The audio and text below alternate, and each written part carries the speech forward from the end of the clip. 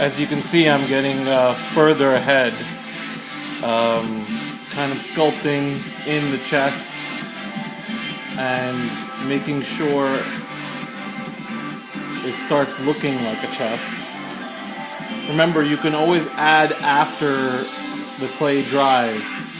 You want to make sure it's really wet if you're going to add structure. So,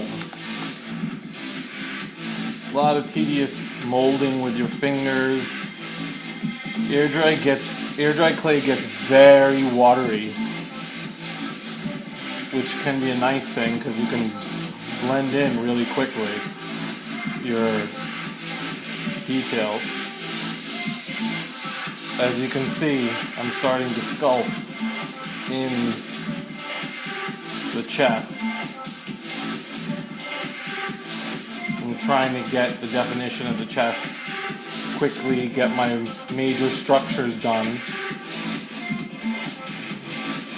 where I want the ribs to go.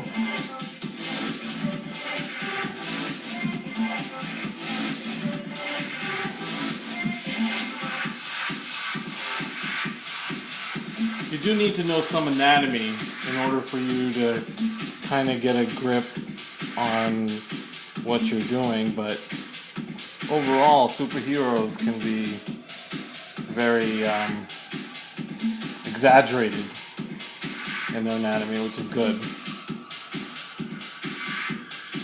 Because a real person won't have these many muscles, I don't think. Well, they do, but some people take roids. But other than that,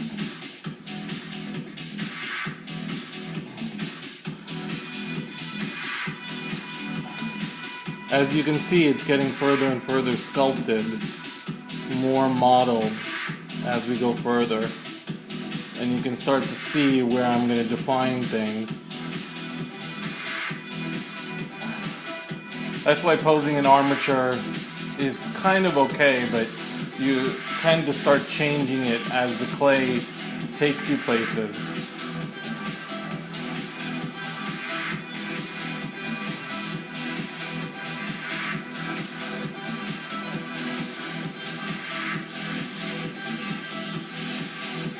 As you can see, I'm getting further and further closer to sculpting out what I want to be as the chest. More defined as we go further. When it's wet, it's so easy to manipulate.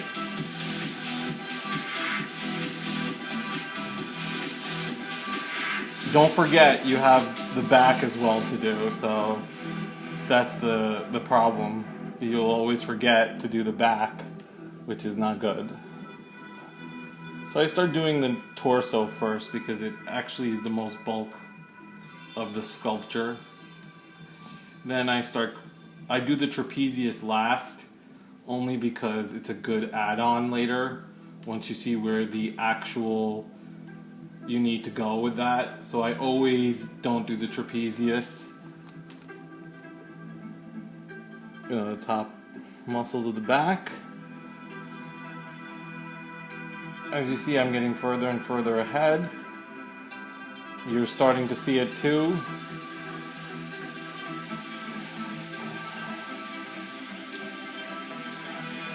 I think people can start envisioning a Superman figure like that. As you see, we got pretty far ahead. Looks pretty good so far. Okay, so we'll keep working at it.